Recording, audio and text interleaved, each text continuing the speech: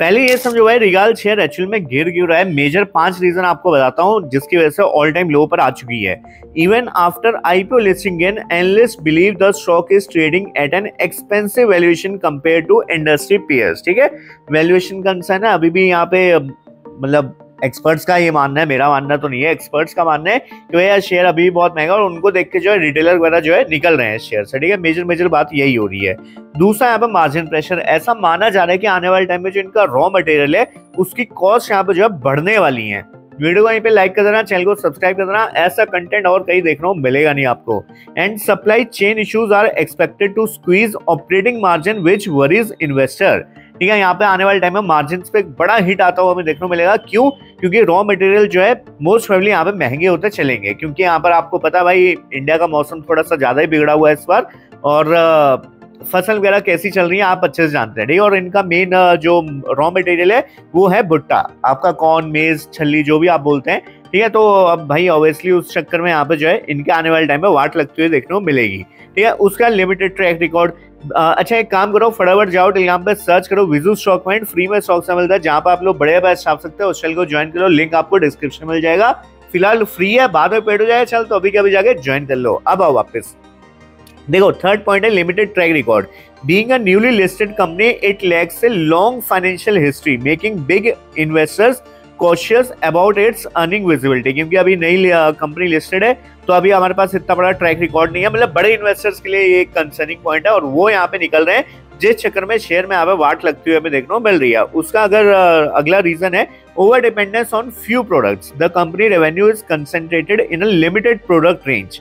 ठीक है, any demand slow down can directly impact performance. ठीक है, इनका जो है मेन जो आइटम है जो ये लोग बेचते हैं, ठीक है, मेजर रेवेन्यू उसी से आता है इनका। ठीक है, अब ये पता नहीं ये एक तरह से नेगेटिव पॉइंट है या इनके लिए एक प्लस पॉइंट है, आई डोंट नो, बट यहाँ पे जो हमारी स्लाइड में लिखा गया है भैया यहाँ पे ये चीज नेगेटिव है। क्यों? क्योंकि इस चीज को पॉइंट को प्रूव कर देता हूँ कि अगर मान लो कल को इसकी डिमांड ही गिर गई, जो ये प्रोडक्ट बनाते हैं उसकी डिमांड ही गिर गई, तो भाई लग गई ना कंपनी की तो। बट ये बहुत रेयर केस है, बहुत ज्यादा रेयर केस है, मुझे ऐसा नहीं लगता है।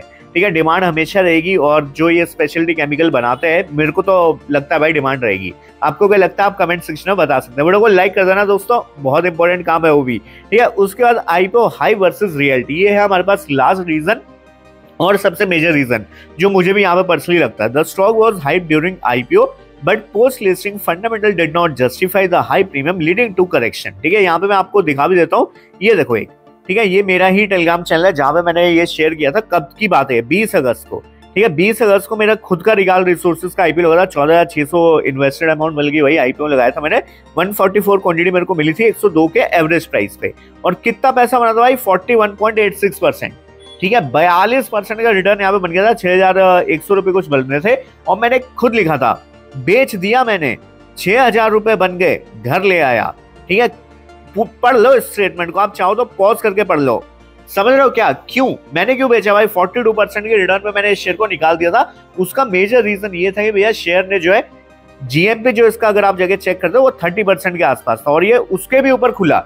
ठीक है, और उसके बाद और ऊपर चला गया, तो ऑब्वियसली वैल्यूएशन यहाँ पे मुझे वहीं पे समझ आ गया था महंगे हो गए और मैं एक बार को निकल गया था। मेरा दोबारा मन है इसको खरीदना, मैं बताऊंगा आगे चल के कहाँ पे, बट भैया मैं आपको समझाना चाह रहा हूँ कि भैया वैल्यूएशन यहाँ पे महंगे हो गए थे, उसी चक्कर में शेयर यहाँ पे पिटता हुआ देखने को मिला है, क्योंकि आईपीओ में हाइप ज्यादा हो गई थी और इन्वेस्टर ने भर भर के जो आईपीओ वगैरह अप्लाई कर दिए थे, उस चक्कर में यहाँ पे अब जो है उनकी मतलब उनकी वाट लगाई जा रही है। ठीक है, ऐसे इस चीज को बोलते हैं। ठीक है, अब आगे चलते हैं यहाँ पे चार्ट पे।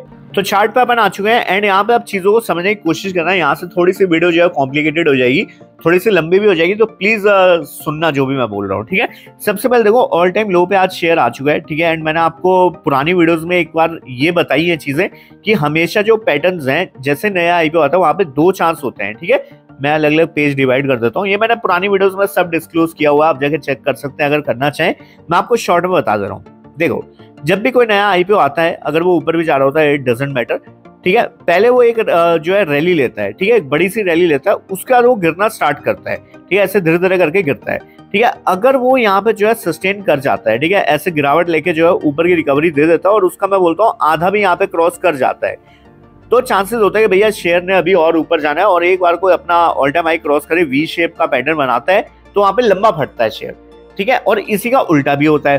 ठीक है, कोई नया आईपीओ आया, ठीक है, एकदम से गिरा एंड फिर थोड़ी सी रिकवरी लेके जो है फिर से यहाँ पे अपने लो के पास चला गया।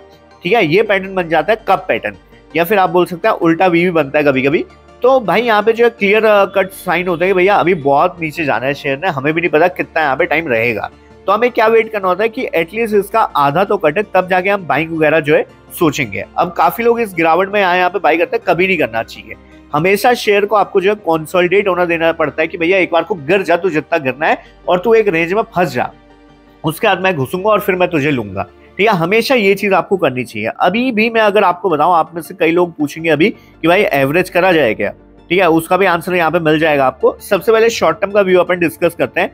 देखो शॉर्ट टर्म में बहुत सिंपल है, मैंने आपको स्टॉप लॉस वगैरह सारे मेंटेन करने के लिए राय दी थी। अब आपने नहीं फॉलो किया, इट्स टोटली ओके, कोई बात नहीं। अब पुरानी बातें हम लोग भूल जाते हैं। अब नया स्टॉप लॉस आपके लिए रहेगा भैया यहाँ पे 98 रुपीज का। ठीक है, देखो अब इतना देख ही लिया, इतना लो तो भैया थोड़ा और देख लो अब, क्योंकि अब यहाँ पे क्या है कि एक तो साइकोलॉजिकल लेवल है हमारा 100।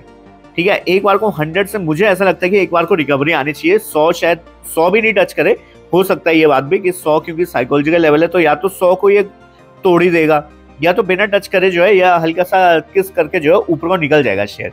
एक बार को एक यहाँ से जो है बाउंस पॉसिबल है 100 के आसपास से, क्योंकि 100 हमारा जो है साइकोलॉजिकल लेवल है। ठीक है, देखो नहीं भी हो सकता है, this is only a chance, हो भी सकता है नहीं भी हो सकता है, बट मैंने जो हिस्ट्री में देखा है मैं उसके बेसिस पे आपको जज करने की कोशिश कर रहा हूँ कि भाई ऐसा कुछ हो सकता है।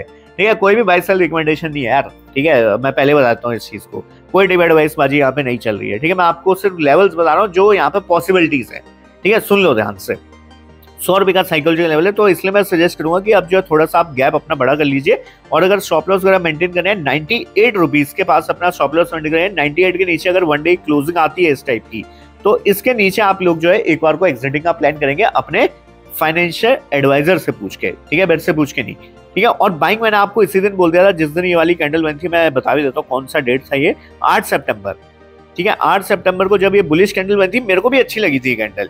ठीक है, एक बार को वो लालच आ जाता है मन में कि भाई लिया जाए नहीं लिया जाए, बट मैंने अपने ऊपर कंट्रोल किया। एंड मैंने आपको एक चीज बोली थी कि भाई देखो इसके मेजर रेजिस्टेंस अभी भी ब्रेक नहीं हुए हैं, और मेजर रेजिस्टेंस इसका यही वाला था उस समय भी 120 का।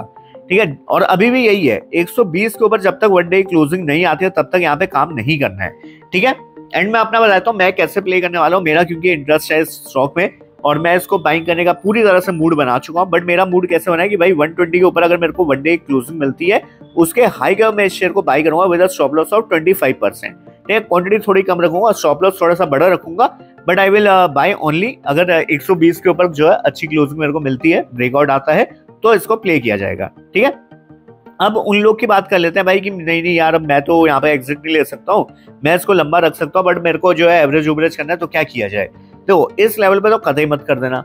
ठीक है, क्योंकि आपको भी नहीं पता ना अभी शेयर कितना नीचे है, और मान लो अगर 100 रुपए का लेवल जो साइकोलॉजिकल लेवल जिसकी हम बात करें अगर वो टूट ही गया सही में, तो भाई कोई दौरान नहीं है कि भैया शेयर जो आपका 70-80 वाली रेंज में भी जा सकता है। समझ रहे हो क्या बोल रहा हूँ। तो आपको पता क्या करना है अब यहाँ पे, इस पैटर्न को समझना पहले तो जो मैं सिखाने वाला हूँ।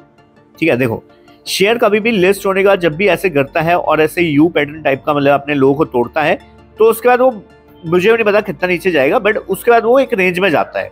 ठीक है, वो 1-2 महीने के लिए एक रेंज में फंस जाएगा। वो रेंज होगी ज्यादा 20-30 पॉइंट की, मतलब उसी 20-30 पॉइंट में जो है कंसोलिडेट करेगा। वो कंसोलिडेट जब करेगा 2-3 महीने के लिए, उस दूसरे या तीसरे महीने में आप कोशिश करिए इसको एक्यूमुलेट करने की उस लेवल पर जहां पे ये अपने लोस को नहीं तोड़ रहा होगा एटलीस्ट 2 महीने तक। ये वो लेवल होगा जहां पे आपको एवरेज करना है। अब ये लेवल कब आएगा एग्जैक्टली मुझे भी नहीं पता, वो तो देखो वक्त ही बताएगा। तो मैं आपको अपडेट कर दूंगा, चैनल पे आएंगी सारी वीडियोस। ठीक है, जब मौका मिलेगा एवरेज उवरेज करने का तो मैं खुद ही बता दूंगा आपको, यहाँ थोड़े चांसेस सही लग रहे हैं, यहाँ पे आप लोग प्लान कर सकते हैं। अभी के लिए अपने दिमाग में कोई भी लेवल मत रखो कि मेरे को 70 पे एवरेज करना है, मेरे को 80 पे एवरेज करना है, मेरे को 90 पे एवरेज करना है, मत रखो। ठीक है, कंसोलिडेशन में जाने दो शेयर को, उसका जिस लेवल पे हो सकता है कंसोलिडेशन ऊपर के लेवल पे है, ये भी तो पॉसिबल है ना भैया यहाँ पे शेयर नीचे गया है। ठीक है, थोड़ा यहाँ पे ऐसे करके जो है और गिरा है, उसके बाद रिकवर होके इस लेवल पे जो है 2-3 महीने कंसोलिडेट करे, ये भी तो पॉसिबल है। जो थोड़ा नीचे कंसोलिडेट करेगा तो कोई दिक्कत नहीं, ऊपर पे बाई करना भाई, ऊपर पे जो है एवरेज कर लेना। ठीक है, पिरामिडिक स्ट्रेटेजी जिसको हम बोलते हैं, ये एटलीस्ट हमें कंफर्मेशन तो होगी ना इस लेवल पे कि भैया कंसोलिडेट करा, अब इसके नीचे नहीं जाएगा वो शेयर। ठीक है, वहां पे ना बड़े प्लेयर, जब ऐसा बड़ा कंसोलिडेशन आता है वहां पे बड़े प्लेयर एंटर करते हैं। ठीक है, तो ये सारी चीजें थी मेरे को आपको सिखानी थी, एंड मैंने अपनी तरफ से बेस्ट किया आपको कुछ सिखाने का। फिलहाल इस वीडियो पर रोकते हैं, तो बाय, होस्ट दोस्त ऑनर डॉली विशाल सुशील। चलो बाय।